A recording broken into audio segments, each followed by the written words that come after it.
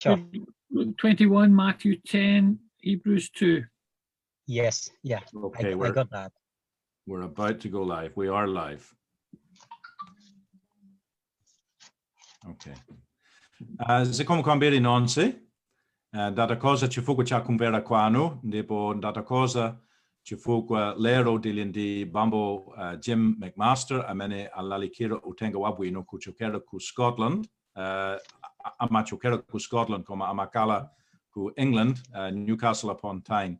Ndipo lero li ndakondwa kwambiri chifukwa Harold Makawa atimasulira chichewa monga amatero. So Jim, if you're ready to go, just please, I leave it up to you then. And Harold, you're ready to go? Yes, I am. Okay, then over to you two, dear brethren. Thank you. Good morning. Madzuka bwanji. The people of Malawi have a very special place in my heart and prayers. Anthu aku Malawi tu ali ndi malo apaderadera mumtima mwanga komanso pa mapemphero anga. In March of 2017, I was in Kota. Mali chitu chaka cha 2017 ndinali ku Kota. And I stood by the tree where David Livingstone had been. Ndiye inetu ndinayimatu pansi pa mtengo pamene David Livingstone anafikapo. He brought a message of hope and salvation to the people of Malawi. Iyetu anabweretsatu uthengatu wa chiyembekezo komanso wa chipulumutso kwa anthu aku Malawi. And this morning I bring that same message of hope and salvation through the Lord Jesus. Ndiye inenso tu mama uno ndikubweretsa uthenga ofanana omwewo wa chiyembekezo komanso chipulumutso mwa Ambuye Yesu Khristu. God loves you and cares for you. Mulungu amakukondani inu komanso amakusamalirani inu. And it's important that you hear what he has to say. Ngetu ndi chinthu chofunikira kwambiri kuti inu muyenera kutchera khutu ndi kumvetsera zimene iye akulankhula. I'm sure in Malawi, like everywhere else, people's hearts are now gripped by fear. Ndikudziwa atu kuti ku Malawi monganso ngati mmene kulili kwina kulikonse pa dziko lapansi anthu mitima yawo yagwidwa kwambiri ndi mantha. This is a fear that is holding people captured. Nde awatu ndi mantha atu amene achititsa anthu kuti akhale ngati akapolo kapena mumsinga. And people are spreading lies about this. Nde anthutu ali otanganidwa kufalitsa mabodza pokhudzana za nkhani zimenezi. This fear comes from the evil one. Ndetu mantha amene watu amachokeratu kwa woyipayo. And this fear can be chased away by faith in the Lord Jesus Christ. Ndetu mantha atu amene watu akhonza kuthamangitsidwatu ndi chikhulupiriro cha pa Yesu Khristu. In the Bible, in Luke chapter 21, mukudziwa mu Baibulo mu buku la Luka chapter 21, people were asking Jesus about the end of the world. Anthutu amamufunsa Yesu za kutha kwa dziko lapansi. And he gave them many signs of his coming judgment. Ndetu iyetu anapatsatu zizindikiro zambiritu za kubwera kwa chiweruzo chake. God will one day judge this world. Mukudziwa Mulungu tsiku limodzi tu adzaweruza dziko lapansi. And all who are in this world will be judged. Ndiye munthu wina aliyense amene ali mu dziko lapansi lino adzaweruzidwa. And there will be many signs that will go before this. Ndetu palitu zizindikirotu zambiritu zimenetu zingazachitiketu nthawi ya chiweruzo isanafike. But that time is not yet. Koma nthawi imeneyo sinafike. Even with this virus and the fears, the time is not yet. Ndenga khaletu palitu muliro umene wafika pamene wakomanso mantha amene akuchitikawa nthawi imeneyo sinafike. God is a God of grace. Inu mukudziwa Mulungu ndi Mulungu wa chisomo. God is a God of salvation. Mulungu ni Mulungu wa chipulumutso. Who offers now salvation to all who will believe. Iyetu akupereka chipulumutso kwa onse amene akhulupirira. But the Lord Jesus said this. Koma Ambuye Yesu Khristu analankhula izi. Before I come in judgment, ine ndisanabweretu kudzaweruza, men's hearts will be failing them for fear. Mitima tu ya anthutu idzakhalatu yowalephera iwo chifukwa cha mantha. And when you see men's hearts gripped with fear, pamene inu mukuona tu mitima ya anthu itagwidwa ndi mantha, take note, my coming is very close. Ndi akunaka kuti zindikirani kuti kubwera kwanga kwayandikira. And in Malawi and all around the world, people's hearts are gripped with fear. ndiye ku Malawi komanso tu dziko lonse lapansi mitima ya anthu yagwidwa ndi mantha. They're afraid of this virus. Ali ndi mantha atu chifukwa cha muliri wa matenda umene wafikawo. They're afraid to die. Ali ndi mantha kuopa imfa. And I understand that. Ndiye inetu ndikumvetsetsanso zimenezo. Jesus said this. Yesu Kristu analankhula chonchi. Do not fear those who can kill the body, but fear him Inetu musakhale ndi mantha. Ndi iwo who, amene akonza kupha thupi lanu. fear him who can destroy the body and soul in hell. Koma mukhale ndi mantha kapena kumuopa iye amene akonza kupha thupi lanu komanso ndi kutenga mzimu wanu ndi kuponya ku moto. This virus is real. Ndiye inutu mwene akudziwa kuna We kuti should be afraid. muliri umenewu ndi wolondola ndithu. But one day we will all face God. Koma mwene akudziwa kuti tsiku limodzi ife tonse tidzakumana naye chindunji kwa chindunji Mulungu. That is real. Izitu ndiye ndi zoona zake. And God will hold us to account for our sins. Ndiye Mulungutu adzafuna kuti ife tiyankhetu pa machimo athu onse amene tachita.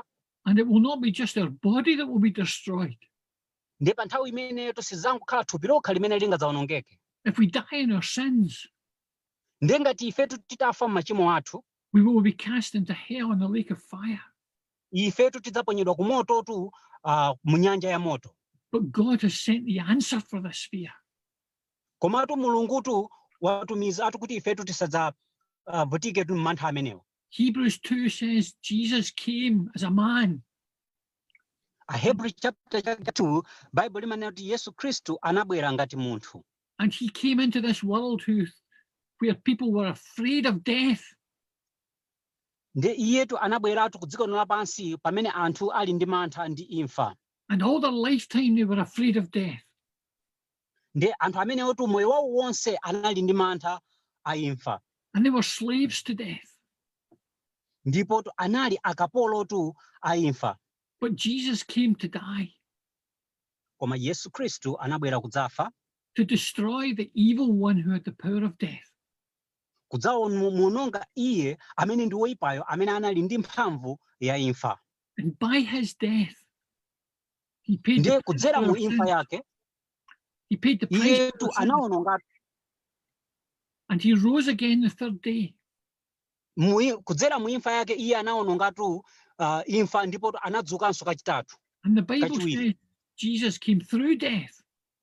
Ndiye Bible kufotokoza kuti Yesu Kristu anadutsa mu imfa ndi kukakhala wamoyo. He died for our sins. Anafa chifukwa cha machimo athu. He paid the price for our sins with his precious blood. Analipiratu mtengo wa machimo athu ndi mwazi wake wa mtengo wapatali. But on the third day, he rose again. Koma pa tsiku lachitatu anauka. He came through death. Iyetu anadutsa mu imfa nkukakhala wamoyo. Jesus is alive today.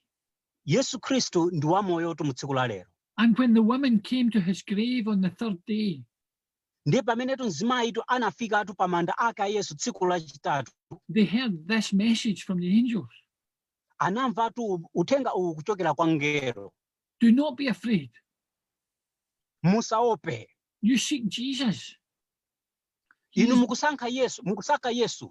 he is not here. Iyetu sali muno ayi. Wauka. Maybe you fear death this morning. Mwina tukutheka inu mukuopa imfa mama uno. Not just death, but the judgment that comes after death. Osangokhalanso imfa yokha koma chiweruzo chimene chimabweratu imfa ikachitika. God knows and God cares. Mulungu akudziwa komanso Mulungu amasamalira kwambiri. And God sent his son to die on the cross for you.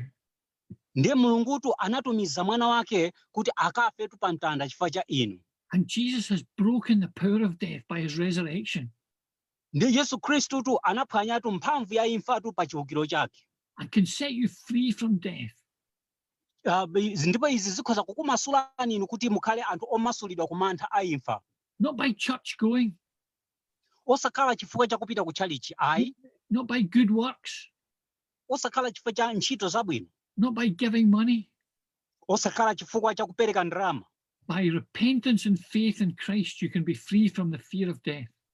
Koma pakulapa atu ndi kuyika chikhulupiriro chanu mwa Khristu Yesu pamenepo ndi pamene mukhoza kumasulidwa ku mantha a imfa.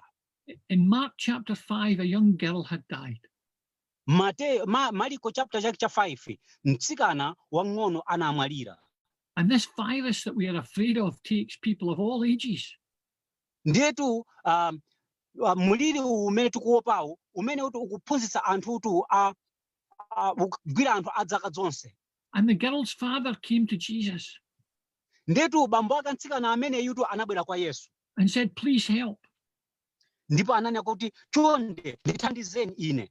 And Jesus came. Ndi Yesu Kristu anabwera. In our need, Jesus has come. Nde muzosowekera zathu zimene tili nazo Yesu Kristu wabwera. Come not as our judge, but our savior. Iye sanabweretu kuti adzakhale ngati oweruza, koma wabwera kuti adzakhale ngati mpulumutsi. But on that day the message came, the girl is dead. Ndetu pa nthawi imeneyotu uthenga unabwera ali abasi palibe chiyembekezo, mtsikana uja wamwalira. This is too much for Jesus. Ndipo izi abasi tisavutike, izi zinthu zazikulu Yesu Kristu zamkulira. But Jesus overcomes death. Koma Yesu Kristu amagonjetsa imfa. And he said to the father of the dead child, Ndetu ananenatu kwa tatetu wa womwalira mtsikanayo, do not be afraid. usaope, Only believe. iwe ingokhulupirira. And this morning, my friend, in your fear, Nde mama uno nzanga, usaope. I point you to the Lord Jesus Christ. Iwetu zikhuthule kwa Ambuye Yesu Kristu. Men are afraid. Usakhale wa mantha. They're afraid of the virus. They're afraid of death. Usaope tu muliri wachitikawo kapena kuopa imfa. And that is correct. But you should be fearing God. Ine ndikufuna ndikuuze kuna kuti iwe uyenera kumuopa Mulungu. You should be fearing judgment. Uyenera kuopa tu chiweruziro. And in mercy and grace, God has given his son, the Savior.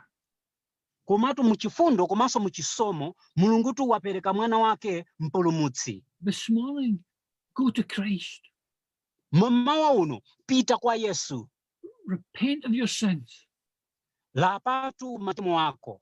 Put your whole trust in Jesus Christ.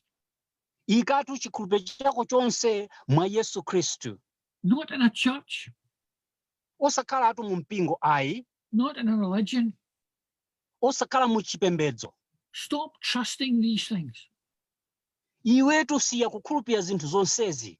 Put your complete trust in the work of Jesus Christ and the cross. Ikatu chikhulupiriro chako chonsetu mu ntchito ya Ambuye Yesu Kristu komanso mtanda wake.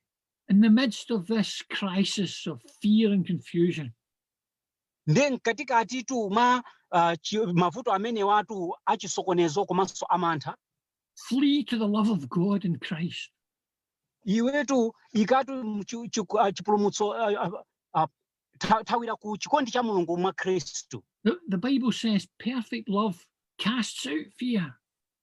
Nde Bible limafotokoza kuti chikondi chimene ndi changwiro chimathamangitsa mantha onse. Right now, as you listen to this message, Pompano pamene iwe ukumvera uthenga umenewu, confess your sins to God.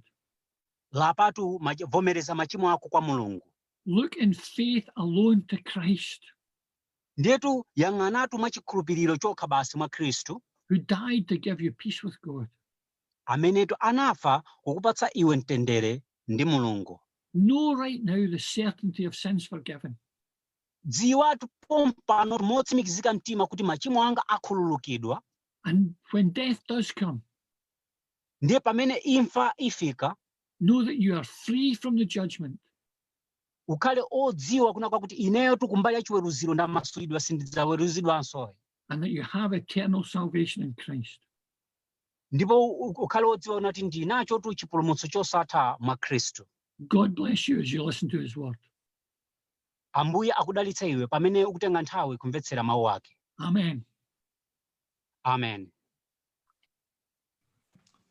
Zikomo kwambiri Bambo Jim chifukwa cha uthenga umene unabweresa data cosa. Harold, zikomo kwambiri Bambo chifukwa cha ntchito imene unaigwira. Siku labwino kwa nonse nu, Mulungu akudalitseni. Zikomo kwambiri.